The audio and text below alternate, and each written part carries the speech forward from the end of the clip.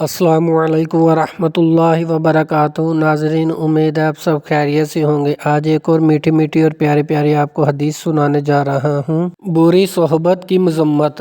وہ لوگ سبق حاصل کریں جو فلموں، ڈراموں، گانوں، تھیٹروں اور دوستوں کی گپوں اور بد مذہبوں کی صحبتوں میں دین کا مذاق اڑتا ہوا دیکھتے ہیں اور پھر بھی وہاں بیٹھے رہتے ہیں، بلکہ معاذ اللہ ان کی یہاں میں ہاں ملا رہے ہوتے ہیں۔ بری صحبت کے بارے میں احادیث بکثرت ہیں۔ ان میں سے 5 احادیث درج ذیل ہیں۔ رسول اللہ صلی اللہ علیہ وسلم نے ارشاد فرمایا، برے ساتھی سے بچ کے تو اسی کے ساتھ پہچانا جائے گا، یعنی جیسے لوگوں کے پاس آدمی کی نشست و برخاست ہوتی ہے، لوگ اسے ویسا ہی جانتے ہیں۔ حضرت ابو موسیٰ اشعری رضی اللہ تعالی عنہ سے روایت ہے کہ رسول پاک صلی اللہ علیہ وسلم نے ارشاد فرمایا، نیک اور برے ہم نشین کی مثال ایسی ہے جیسے ایک کے پاس مشک ہے اور دوسرا دھونکنی دھونک رہا ہے۔ مشک والا یا تو تجھے مشک ویسے ہی دے گا یا تو اس سے خرید لے گا، اور کچھ نہ سہی تو خوشبو تو آئے گی، اور وہ دوسرا تیرے کپڑے جلا دے گا یا تو اس سے بدبو پائے گا۔ حضرت عبداللہ بن عمر رضی اللہ تعالی عنہ سے روایت ہے کہ رسول پاک صلی اللہ علیہ وسلم نے ارشاد فرمایا، جو کسی بد مذہب کو سلام کرے یا اس سے باکشادہ پیشانی ملے یا ایسی بات کے ساتھ اس سے پیش آئے جس میں اس کا دل خوش ہو، تو اس نے اس چیز کی تحقیر کی جو اللہ تعالیٰ نے حضرت محمد صلی اللہ علیہ وسلم پر اتاری۔